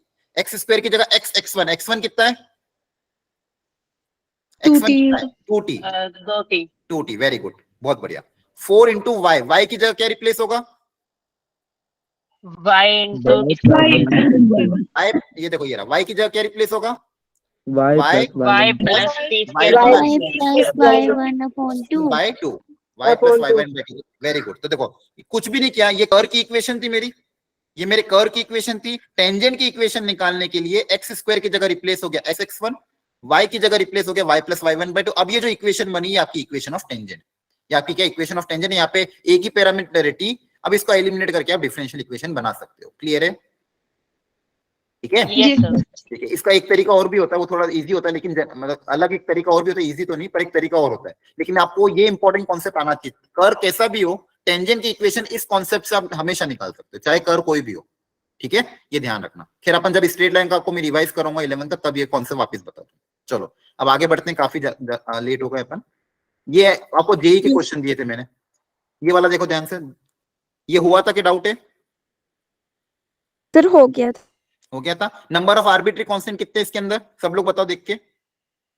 एक ही एक ही है। कौन सा कांस्टेंट? बी है ना, बी। आपको उस बी को ही क्या करना है, एलिमिनेट करना है। आपको उस बी को ही क्या करना है, एलिमिनेट, है ना? Yes, sir. Sir Yes, sir. अच्छा, किसी ने हैंड रेस किया है। मेगा आपको कोई डाउट है क्या? ठीक है, और माइक, केशव माइक, ठीक है। बाकी डाउट चैट बॉक्स में तो किसी ने नहीं लिखा ना कुछ? ठीक है, चलो आगे बढ़ते हैं। तो यहाँ पे आपको एक ही बार डिफरेंशिएशन करना अलाउड है ना? हाँ जी सर। Yes, sir. ठीक है, एक बार डिफरेंशिएट करके इस तरह से आपको इक्वेशन फॉर्म करनी, ताकि आपके dy by dx में रिलेशन आ जाए। ये हो जाएगा कि करूँ सॉल्व? सर हो जाएगा। हो जाएगा, ठीक है। ये वाला देखो, if the differential equation representing family of circle touching x axis, ये लास्ट क्लास में करवाया था, याद है? Sir family of circles touching x axis at origin, तो उसका सेंटर का कोऑर्डिनेट क्या होगा, 0,r, और रेडियस कितनी होगी, r। याद आ रहा है? Yes yes sir. ये एनसीईआरटी के सॉल्व एग्जांपल का क्वेश्चन है। ठीक है, देखो जेई में 2014 में पूछ लिया गया। ठीक है, लास्ट क्लास के आप नोट्स देखोगे, उसमें क्वेश्चन सॉल्व है। ठीक है, नेक्स्ट। यहाँ पे तो डायरेक्ट आपको डिफरेंशियल इक्वेशन की मतलब ऑर्डर और डिग्री की डेफिनेशन दे दी। The degree and the order of the differential equation are equal. अब देखो ध्यान से, the degree of the differential equation this and this are equal. तो देखो फर्स्ट वाला जो डिफरेंशियल इक्वेशन गिवन है, dy by dx plus y square equal to x, इसका बताओ ऑर्डर और डिग्री कितनी है? ऑर्डर कितना है? Order एक है, एक। और डिग्री भी एक है। Very good. और सेकंड वाला अगर मैं लिखूं, d square y by d x square plus y equal to sine x, इसका ऑर्डर कितना है? दो दो लेकिन डिग्री डिग्री एक है। डिग्री एक ही है, क्योंकि इसकी पावर 1 है ना? हाँ जी सर। यस क्या दोनों इक्वेशन की डिग्री सेम है क्या? Yes no sir. Sir. Degree degree same है, ऑर्डर अलग है। हाँ, डिग्री तो क्वेश्चन डिग्री के बारे में तो बोला था, ये स्टेटमेंट ट्रू हो गया फिर? Yes sir. Yes sir. ठीक है, और नीचे वाले में उसकी डेफिनेशन दी, तो ये इसको सही एक्सप्लेन भी कर रहा है कि डिग्री कैसे निकालते हैं, है ना? हाँ जी। जी यस सर। नेक्स्ट, यहाँ पे देखो, differential equation represent in the family of curve this where C1 and C2 are the arbitrary constant. Number of arbitrary constant कितने हैं इसके अंदर? दो दो है। कितने हैं? दो। दो। एक तो क्या है, y दो इक्वल है। To C1। अच्छा, दो है क्या? सर ऐसे एक ही है देखो ध्यान से, सर, एक है एक। एक अभी एक सिखाया था, ही, देखो एक ध्यान से। जेई ने देखो ट्रिक अपना ली। C1 e की पावर C2 x को क्या लिखोगे? ई के ई पावर की पावर C2 पावर और C। पावर x की पावर x। ठीक है, पर क्या ये आपस में कंबाइन हो सकते हैं क्या? Yes sir. Yes sir. ये कंबाइन करोगे अगर, तो ये तो कंबाइन हो जाएगा, लेकिन वापस से C1 की पावर x बन जाएगा ना? हाँ जी। यस जी सर। आगे ना ओवरऑल आर्बिट्री कांस्टेंट तो कितने रहेंगे? दो ही रहेंगे। दो। समझ में आ रहा है? यहाँ पे अगर बीच में प्लस का साइन होता तो कंबाइन हो जाते। पिछले क्वेश्चन में क्या था, याद है? यहाँ पे प्लस था। प्लस का साइन प्लस का हाँ, बीच में अगर प्लस होता तो ये दोनों कंबाइन, लेकिन अभी कंबाइन हो सकते हैं क्या? No sir. नहीं हो सकते। No sir. वहां पे बीच में प्लस होता तो कंबाइन। तो नंबर ऑफ आर्बिट्री कांस्टेंट कितने हैं इसके अंदर? 2 ही। दो। आ रहा है दो समझ में? है। Yes sir. ओके, तो इसका ऑर्डर भी कितना होगा? दो। दो। ऑर्डर भी कितना होगा? 2 होगा। तो मुझे देखो ऑप्शन से क्या आप देख सकते हो कौन कौन से एलिमिनेट हो जाएंगे? डी वाला है। हाँ, डी वाला एलिमिनेट हो जाएगा। यहाँ पे ऑर्डर 1 दिया था, ये एलिमिनेट हो जाएगा। बाकी सब में ऑर्डर 2 है। अब आपको चेक करना पड़ेगा। अच्छा, आप ऑप्शन से भी चेक कर सकते हो। कैसे कर सकते हो? देख लेना किसको सेटिस्फाई कर रहा है कर्व, है ना? कभी अगर मान लो, देखो डिफरेंशियल इक्वेशन का क्वेश्चन अगर आता है, मान लो आपसे सॉल्व नहीं हो पा रहा, तो आप ऑप्शन से कैसे जा सकते हो? इसकी वैल्यू ऑप्शन में रख के देख लेना। LHS RHS में किसको सेटिस्फाई करता है, जैसे मैं रख के दिखाता हूँ एक बार। जैसे ऑप्शन नंबर ए, ऑप्शन में कैसे रखते हैं वो देख लो। ऑप्शन ए में क्या दिया हुआ है? y double dash equal to y dash into y, है ना? Yes sir. अब देखो ऑप्शन में रख के देखते हैं कि सेटिस्फाई कर रहा है कि नहीं कर रहा है। तो देखो आपको y दिया हुआ है, तो y डैश और y डबल डैश निकालना। तो देखो y डैश कितना आ जाएगा, बताओ इसका differentiation? C1 C2 C1 e की power C2x। Very good, C1 C2 e की पावर C2x। और इसका वापस से डबल डिफरेंशिएशन कितना आ जाएगा? C1 C1 into C2 C1 square into e C1 की e पावर की C2x। C2 very good, e की पावर C2x। अब इसमें रख के देख लेते हैं, तो LHS में मेरा तो क्या आ जाएगा? C1 C2 स्क्वायर e की पावर C2x, है ना, ये LHS आ गया। और RHS में क्या बोला था? y डैश इंटू y, तो y डैश में y अगर मैं मल्टीप्लाई करूंगा तो C1 square into C2 into e की पावर C2x का होल स्क्वायर। क्या दोनों इक्वल है? हाँ सर। नो नहीं, सर। ऑप्शन ए गलत हो गया। आगे समझ में कैसे चेक करना है? Yes sir. ये तो ऑप्शन से Yes, चलेगा। sir. और अपन सॉल्व भी खेर कर सकते हैं। अब देखो सॉल्व करना भी आसान ही है, देखो ध्यान से। मुझे अब मैंने एक बार दो बार डिफरेंशिएट कर दिया क्योंकि दो बार डिफरेंशिएशन करना अलाउड था। अब मुझे इसमें रिलेशन डेवलप करना है, कैसे भी करके C1 और C2 को हटाना है, हाँ है ना? Yes sir. Yes sir। अब देखो ध्यान से इसको।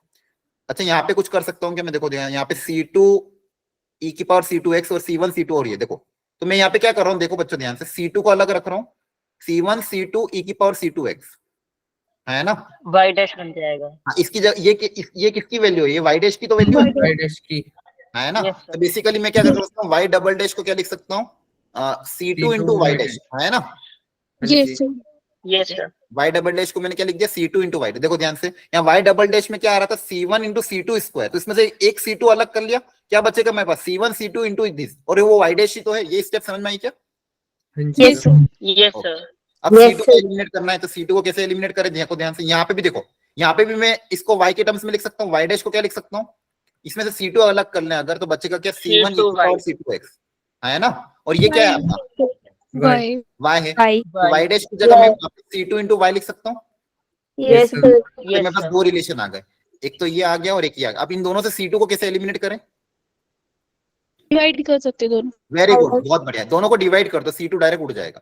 दोनों को अगर डिवाइड कर दोगे तो y double dash equal to C2y, एक ये दिया हुआ था, दूसरा क्या दिया हुआ था? Divided by y dash equal to C2y, है ना? yes sir ये Yes, C2y, sir। यहाँ से C2 कैंसिल हो जाएगा, तो आपके पास क्या आ जाएगा? y double dash upon y dash equal to y dash upon y, है ना? yes आपके पास sir. इक्वेशन है y Yes, into sir। y double dash equal to y dash का होल स्क्वायर। क्लियर हो गया? ये आपका आंसर C for cat।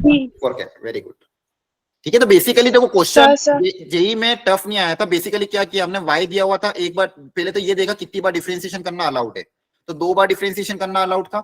दोनों बार डिफरेंशिएट करने के बाद हमने क्या कर दिया, बेसिकली बोलो क्या किया? आपस में रिलेशन डेवलप कर लिया, हाँ है ना? Yes sir. Yes, sir. Yes sir। ठीक है, किसी को डाउट हो तो पूछ लो, एनीवन, कोई Sir, स्टेप? sir. हाँ No sir. ठीक है।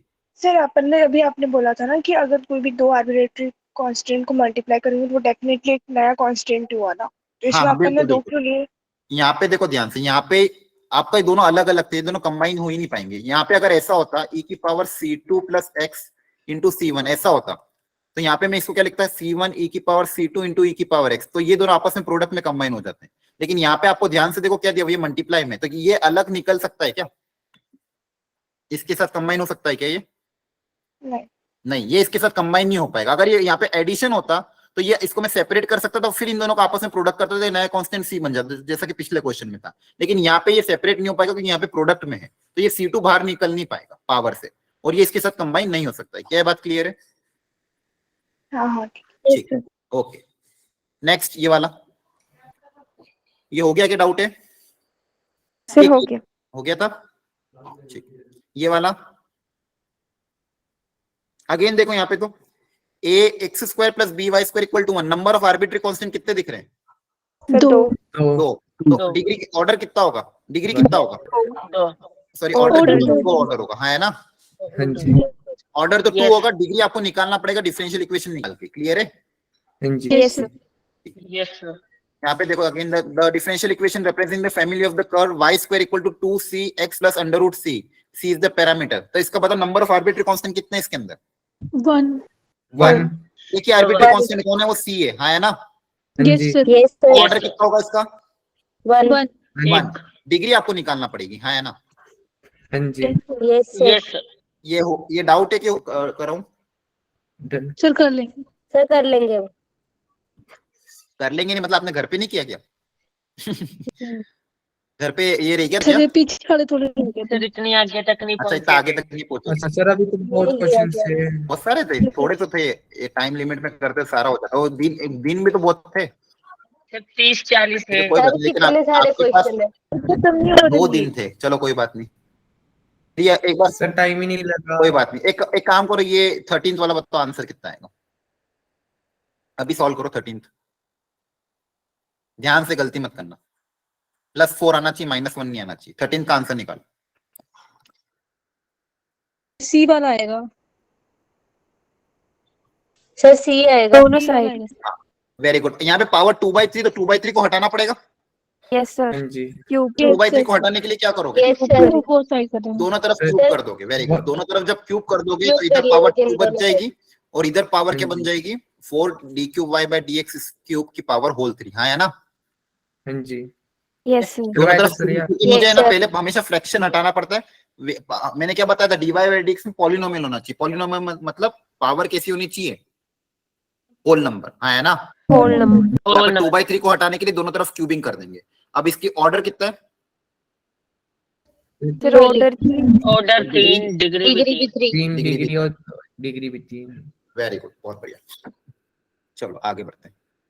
हाँ तो कोई डाउट है? ये बच्चे हुए जो आपने नहीं अटेम्प्ट की, इनको घर पे ट्राई कर लेना, ठीक है? हाँ जी सर। यस तो Yes, ये अपना sir. होमवर्क डिस्कशन हो चुका है कंप्लीट। एक बार री अटेम्प्ट कर लेना जिसको भी जो भी डाउट था, जिसने अटेम्प्ट नहीं किया, ठीक है? बहुत अच्छे क्वेश्चन था, थोड़ा सा कोऑर्डिनेट ज्योमेट्री का रिकैप भी हो गया। चलो अब अगला जो कॉन्सेप्ट है हमारा, कितनी बज गई? 8:05 हो गए। आपका कब तक क्लास का रहता है टाइम? 8 8 सवा 8 15। ठीक है, तो क्या करूं? कोई बात अच्छा, नहीं सर, आप 8:30 से ऊपर ले लो, बैठ जाते हैं। बैठ जाते हो क्या 8:30 तक? कोई दिक्कत नहीं है? No sir. नहीं ले लो आप। ठीक है, फिर 8:30 तक अपन कर लेते हैं, तभी जाके थोड़ा बहुत ये हो पाएगा। अब देखो ध्यान से सुनना, अब ये लास्ट है आपका। अब मैं वापस रिकैप कर रहा हूँ, ध्यान से देखना। ये जो पूरा चैप्टर है डिफरेंशियल इक्वेशन, ये 3 पार्ट में डिवाइडेड है। मतलब 3 नहीं, थोड़े बेसिकली चलो 3 कर लो। एक जिसमें सबसे पहले आप ऑर्डर और डिग्री सीखते हो, है ना? बेसिक कंसेप्ट, यस ठीक है। दूसरा आपको कर्व की इक्वेशन देते हैं, फैमिली ऑफ कर्व की इक्वेशन, उससे आप डिफरेंशियल इक्वेशन निकालते हो, जब तक अपन कर रहे थे। हाँ है ना? बोलो। Yes sir. Yes sir. और तीसरा होता है कि आपको डिफरेंशियल इक्वेशन देंगे और आपको कर्व पता करना होगा। ये तीसरा, मतलब बेसिकली क्या करना है, उस डिफरेंशियल इक्वेशन का आपको क्या निकालना होगा? सॉल्यूशन। समझ पा रहे हो? ठीक है, ये पूरा चैप्टर इन 3 हिस्सों में डिवाइडेड है। पहला हिस्सा हमने कर लिया कि कैसे हम ऑर्डर और डिग्री निकालते हैं। सेकंड हिस्सा हमको कर्व देते हैं, उसमें नंबर ऑफ आर्बिट्री कांस्टेंट हम देखते हैं और उसको एलिमिनेट करके डिफरेंशियल इक्वेशन बनाते हैं। हाँ है ना? Yes sir. ये 2 पोर्शन बहुत आसान होते हैं, ठीक है। जो मेन दिमाग लगाना पड़ता है उस तीसरे पोर्शन में, वो मोस्ट इंपॉर्टेंट और जनरली जेईई क्वेश्चन इसी से पूछेगा। क्लियर है? थर्ड मतलब आपको एक डिफरेंशियल इक्वेशन दे देंगे, उस डिफरेंशियल इक्वेशन का आपको क्या निकालना है? सॉल्यूशन। सॉल्यूशन निकालना मतलब आपको क्या निकालना है? कर्व की इक्वेशन निकालनी है जो उस डिफरेंशियल इक्वेशन को क्या करे? सेटिस्फाई करे। हाँ है ना? Yes sir. बोलो बच्चों, ठीक है। अब ये सॉल्यूशन निकालने के बहुत अलग अलग तरीके होते हैं, ये डिपेंड करता है कि डिफरेंशियल इक्वेशन कैसी है। जैसी डिफरेंशियल इक्वेशन होगी, ध्यान से सुनते जाना, एक एक पॉइंट इंपॉर्टेंट मेरा, हाईली कंसंट्रेट होकर बैठना, ठीक है? ध्यान से एकदम कंसंट्रेट होकर। ये सॉल्यूशन जो होगा ये इस बात पे डिपेंड करेगा कि डिफरेंशियल इक्वेशन कैसी है। अगर डिफरेंशियल इक्वेशन में वेरिएबल्स x और y पूरे पूरे अगर सेपरेट हो जाएं, x पूरा एक तरफ हो जाए, y पूरा एक तरफ हो जाए, तो उस वेराइटी को हम बोलते हैं वेरिएबल सेपरेबल। एक मेथड ये होता है वेरिएबल सेपरेबल, तो इस मेथड को हम डिटेल में डिस्कस करेंगे। वेरिएबल सेपरेबल मेथड में डिफरेंशियल इक्वेशन में कैसे पहचानोगे कि x पूरा एक तरफ हो जा रहा है, y पूरा, मतलब वेरिएबल आपके पूरे सेपरेट हो जा रहे हैं, x के टर्म्स एक तरफ, y के टर्म्स एक तरफ, तो उसको हम बोलते हैं वेरिएबल सेपरेबल। ठीक है, इसमें भी 2-3 वैरायटी होती है, वो हम डिस्कस करेंगे। सेकेंड होती है टाइप आपका homogeneous equation, homogeneous differential equation. अब होमोजीनियस डिफरेंशियल इक्वेशन क्या होती है, उसमें सबसे पहले अपन को यह समझना होगा होमोजीनियस इक्वेशन क्या होता है, इसको भी हम डिटेल में देखेंगे। और एक थर्ड एंड लास्ट वैरायटी आपकी होती है linear differential equation, linear differential equation. तो ये 3 वैरायटी हमको पढ़नी है। ठीक है, बेसिकली वैरायटी क्या है, डिफरेंशियल इक्वेशन के सॉल्यूशन निकालने के 3 तरीके हैं। तो वो डिपेंड करता है कि डिफरेंशियल इक्वेशन किस टाइप की है। जिस टाइप की डिफरेंशियल इक्वेशन होगी उस बेसिस पे इन तीनों में से कोई एक तरीका अपनाया जाएगा। तो हमको बेसिकली करना क्या है, इन तीनों तरीकों को डिटेल में समझना है। तो सबसे पहले आज की क्लास में हम पढ़ेंगे वेरिएबल सेपरेबल एंड ट्राई करेंगे होमोजीनियस तक जाने का। नहीं तो हम वेरिएबल सेपरेबल एटलीस्ट आज कवर करेंगे। तो आज की क्लास का हमारा टारगेट क्या है कि हमको डिफरेंशियल इक्वेशन का सॉल्यूशन निकालना है by using variable separable method. क्या ये बात समझ में आती है? Yes sir. यस ठीक है? सर। बिल्कुल सर। तो पहला मेथड हम समझते हैं वेरिएबल सेपरेबल मेथड। ये थोड़ी डेफिनेशन है, फालतू ही देख लेना घर जाके। तो वेरिएबल सेपरेबल मेथड का मतलब ये होता है कि भाई अगर आप जितने भी वेरिएबल है एक्स को एक तरफ वाई को एक तरफ ले जा सको तो उस मेथड को हम बोलते हैं variable separable. Most easy method होता है।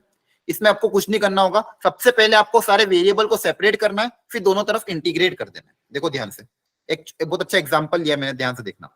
यहाँ पे मेरे पास एक डिफरेंशियल इक्वेशन गिवन है, पहले समझना अच्छे से, फिर बाद में आपको मैं क्वेश्चंस करवाऊंगा जेई के। यहाँ पे एक डिफरेंशियल इक्वेशन है गिवन है, ध्यान से देखो, x into y square d y by d x 1 minus x square plus y square minus x square y square. ये एक डिफरेंशियल इक्वेशन है। क्या ये डिफरेंशियल इक्वेशन है या नहीं है? चेक करके बताओ। है। यस सर है। कैसे पहचानेंगे? D y by d x का टर्म है, एक्स का टर्म है, वाई का टर्म है, कोई भी आर्बिट्री कांस्टेंट इसके अंदर नहीं है, तो हाँ ये डिफरेंशियल इक्वेशन है। हाँ है ना? Yes sir. Yes sir. Yes अब मुझे इसको सॉल्व करना है। क्वेश्चन में देखो क्या लिखा, solve the following differential equation, मतलब इसका आपको क्या निकालना है? सॉल्यूशन निकालना है। तो सॉल्यूशन निकालने के लिए देखते हैं इसमें क्या किया जा सकता है। अब यहाँ पे देखो ध्यान से, इस टर्म को अगर आप ध्यान से ऑब्जर्व करो तो इसके मैं फैक्टर बना सकता हूँ। कोई बता सकता है इसके दो फैक्टर क्या बनेंगे?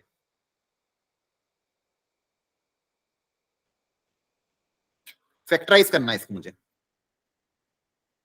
ये जो टर्म दिया हुआ है एलएचएस में, इसके दो फैक्टर क्या बनेंगे? ध्यान से देखो, आसान है।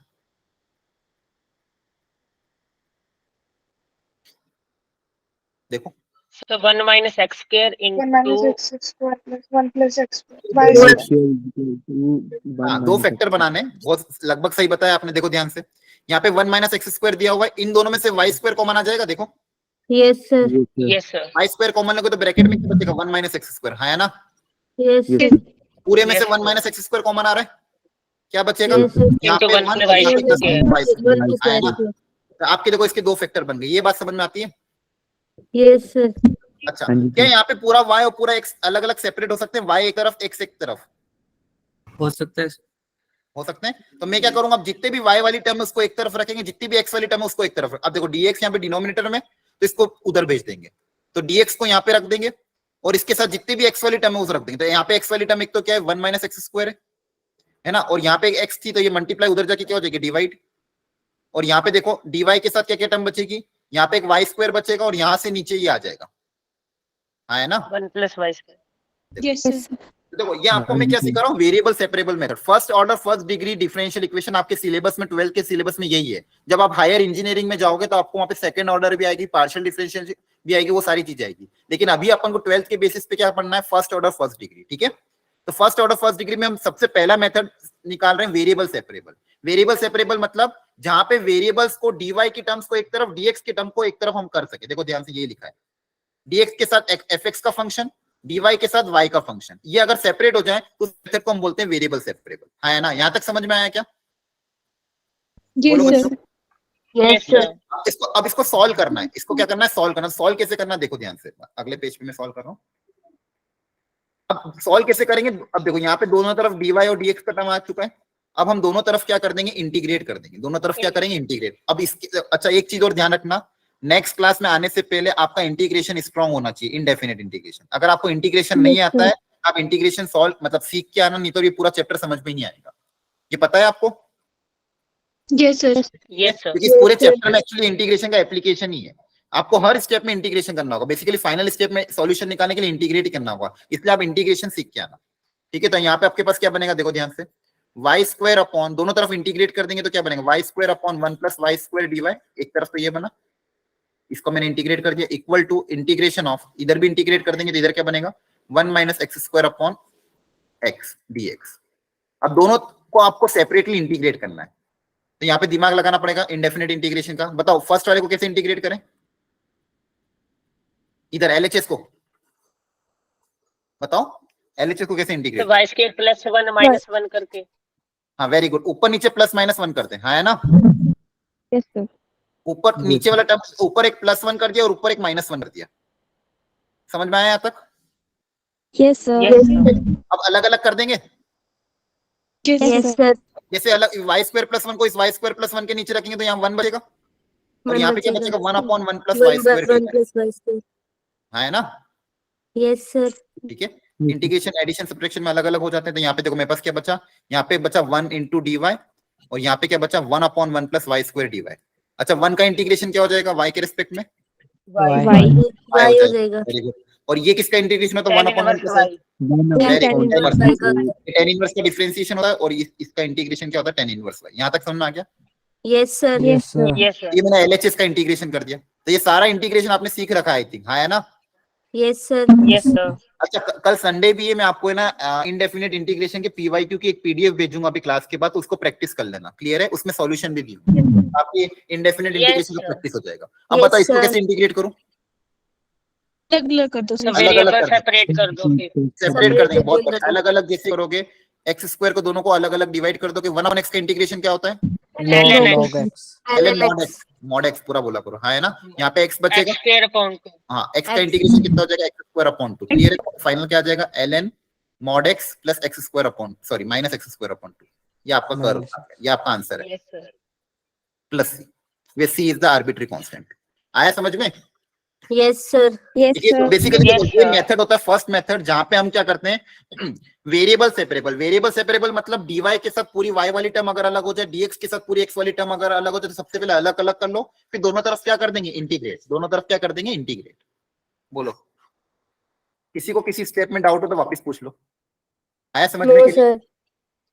सर C कई बार हम लेफ्ट साइड लेते हैं कांस्टेंट नहीं भी वाला, लो, और कुछ कई फर्क बार नहीं राइट पड़ता, साइड लेफ्ट लो, राइट लो, C1 लो, C2 लो, अपना नाम लिख दो, कुछ फर्क नहीं पड़ता, हाँ है ना?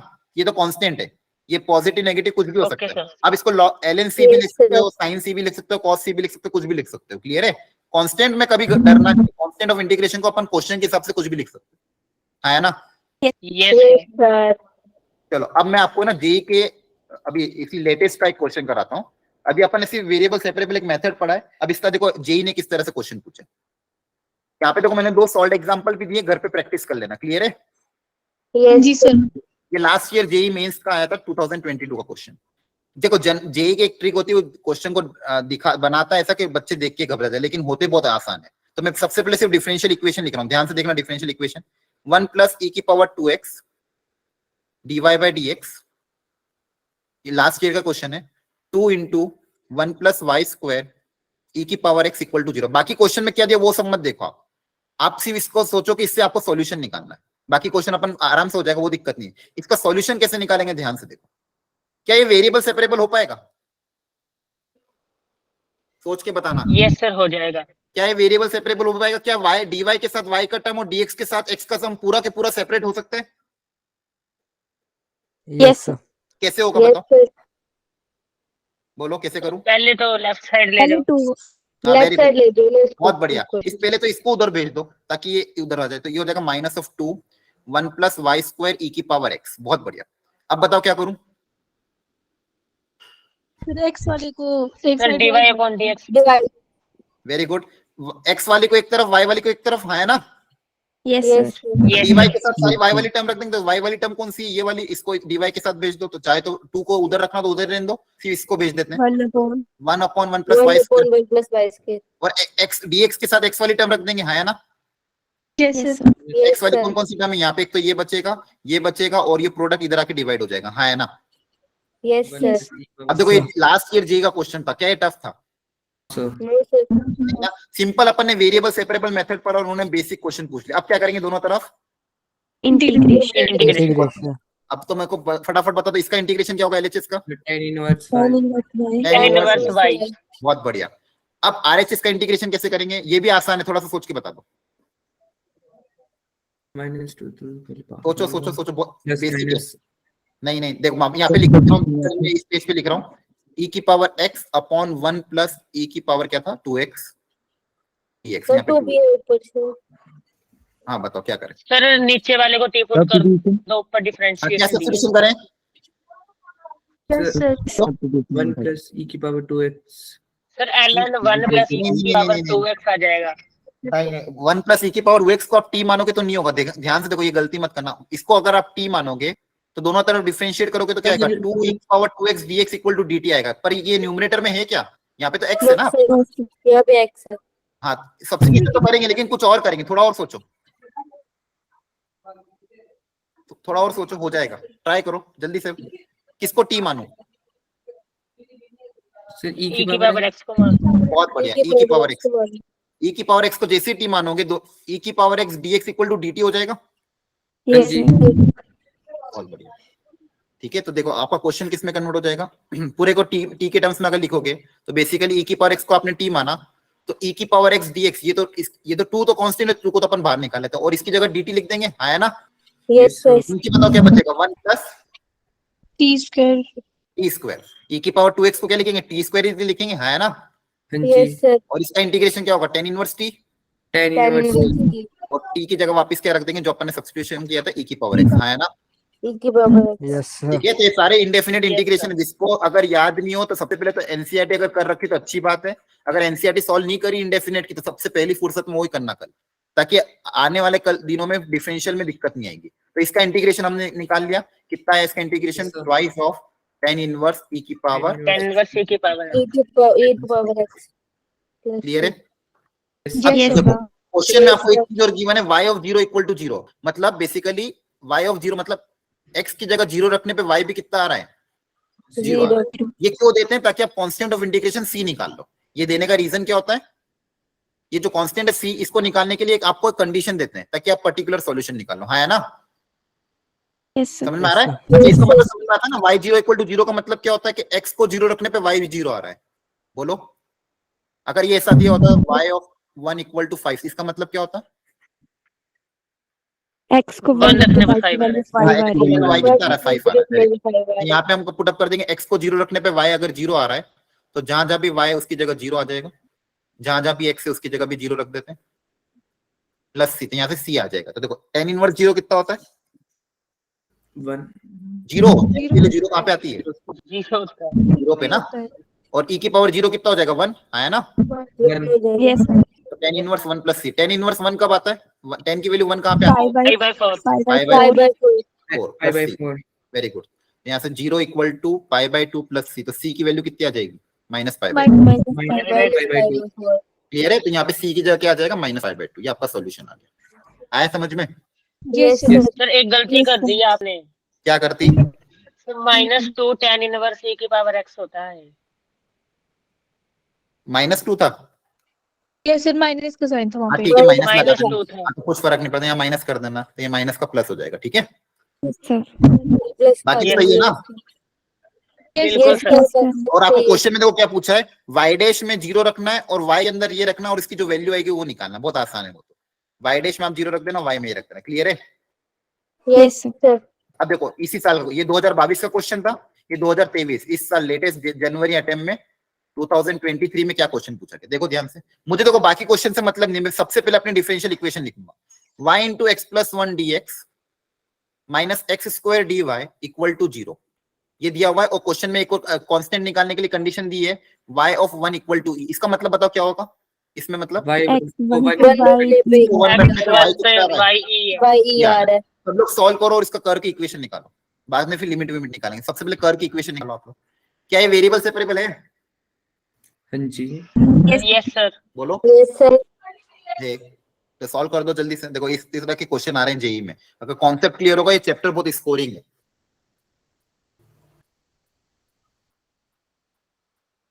पूरा सोल्यूशन निकाल देना है। हाँ पूरा सॉल्यूशन निकालो लास्ट तक। कर की इक्वेशन क्या आ रही है, कांस्टेंट की वैल्यू निकाल के।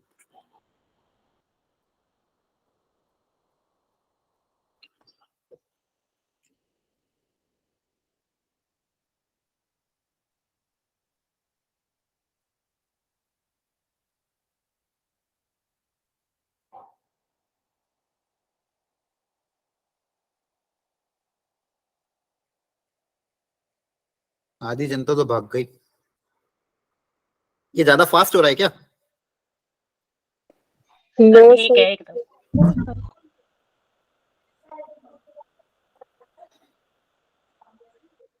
चलो देखो, y के साथ y वाला टर्म x के साथ x होता है, इस माइनस को उधर भेज देंगे तो उधर जाके इक्वल टू में चला जाएगा। Yes sir. Yes, dy sir. के साथ मेरे पास बचेगा 1/y dy और dx के साथ बचेगा x प्लस 1/, देखो X इससे plus आसान 1/x. इंटीग्रेशन तो कह देंगे, हाँ है ना। Yes, sir. Yes sir. दोनों तरफ इंटीग्रेट कर दोगे, यहाँ पे अलग अलग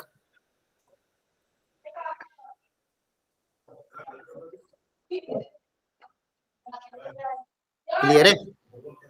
Yes, sir. Yes sir. 1/x Yes, sir. Integration हो जाएगा ln ln x mod x mod x, very good. Minus 1/x square का Minus minus 1 1 upon upon x. x -1/x, very good. और इसका हो जाएगा ln mod ln mod y ln mod y plus plus c। c। Very good. आप c किधर भी लिख सकते हो, कुछ फर्क नहीं पड़ता, है ना। अब Yes, x की sir. जगह 1 रखने पे y की जगह क्या आ जाएगा, e। e आ रहा है तो x की जगह 1 रख देंगे, जहां जहां भी x है उसकी जगह 1, और जहां जहां भी y है उसकी जगह e। e ठीक है। ln 1 कितना होता है, 0, 0 है ना। ln e कितना होता है, 1 प्लस c। 1 तो c कितना आ जाएगा यहाँ से, -2। देखो, है ना, -2 yes sir आ रहा है समझ में। तो आपकी कर्व की इक्वेशन देखो क्या बनेगी, ln mod x -1/x equal to ln mod y -2। अब इसको थोड़ा सिंप्लीफाई कर लेते हैं, ln को एक तरफ रख लेते हैं, इसको उधर भेज देंगे। तो ये यहाँ पे ln x minus ln y को ln x अपॉन y लिख सकता हूँ, yes sir है ना। yes sir और ये उधर चल जाएगा तो 1/x प्लस -2। ठीक है, ये कर्व की इक्वेशन आ गई। अब आपको इस पे लिमिट अप्लाई करनी है, तो उसके लिए आपको y निकालना होगा। क्या निकालना होगा, y y। तो y निकालने के लिए आप चाहो तो इसको उधर भेज सकते हो, तो ये हो जाएगा x upon y equal to e की पावर 1/x -2, और इसको उधर भेज दोगे तो y आ जाएगा, y उधर चल जाएगा, ये डिनोमिनेटर में आ जाएगा, तो x अपॉन ये e की पावर डिनोमिनेटर 1/x -2, ये आपका y आ जाएगा। क्लियर है। सर ये कहाँ से निकालना है? अरे कुछ नहीं किया मैंने, देखो अच्छा सर ठीक है, चल गया। लोग को ई में ले लिया ना। ये e को उधर भेज दिया पावर में, है ना। Yes, sir. Yes sir. e उधर पावर में चल Yes, गया, इधर sir. क्या बचेगा, x upon y equal to e की पावर 1/x -2, है ना। मुझे देखो हाँ जी। फंक्शन fx निकालना, मुझे Yes, क्या sir. निकालना, fx मतलब क्या निकालना, y निकालना है। ठीक है, तो y निकाल, अब ये y को उधर भेज देंगे, इसको नीचे भेज देंगे, ये y उधर चल जाएगा, यस और ये इधर आ जाएगा नीचे, तो ये x अपॉन e की पावर 1/x -2, है ना। तो ये आपका y आ गया, y Yes, मतलब sir. fx आ गया। अब इस पे आपको लिमिट अप्लाई करनी है, लिमिट का कॉन्सेप्ट क्लियर है। लेकिन Yes, डिफरेंशियल इक्वेशन का कॉन्सेप्ट बोलो। देखो दोनों साल जो क्वेश्चन आए थे वेरिएबल सेपरेट, मतलब एक उसके भी आए थे, होमोजेनियस के भी काफी क्वेश्चन आए थे, लेकिन एक अटेम्प्ट में वेरिएबल सेपरेबल के दो क्वेश्चन आए। आपको समझ में है कैसे करना है। हाँ जी sir. Yes. Yes sir. yes sir ठीक है, ठीक है, चलो आज के लेक्चर में इतना ही रखते हैं अपन। आज के लेक्चर पर अपन ने एक तो होमवर्क डिस्कशन किया, अब ये बचे हुए होमवर्क आप कंप्लीट कर लेना, और आज के लेक्चर में अपन ने वेरिएबल सेपरेबल मेथड के 2 क्वेश्चन ट्राई किए। ठीक है, okay, yes yes sir sir. Next continue करेंगे और देखेंगे कि बचे हुए सॉल्यूशन, बचे हुए मेथड्स को कैसे डिफरेंशियल इक्वेशन का सॉल्यूशन निकालते हैं। ठीक है, yes sir yes sir. Lecture आपको Yes, समझ में आ रहा है कि ज्यादा ऊपर से जा रहा है, फास्ट हो रहा आ रहा है। है सर। नहीं सर आ सर रहा आ है रहा है समझ। आ रहा है ठीक है, ठीक है, okay okay, thank you everyone, bye bye, good night. Sir वो भेज बाय देना शीट। Bye sir.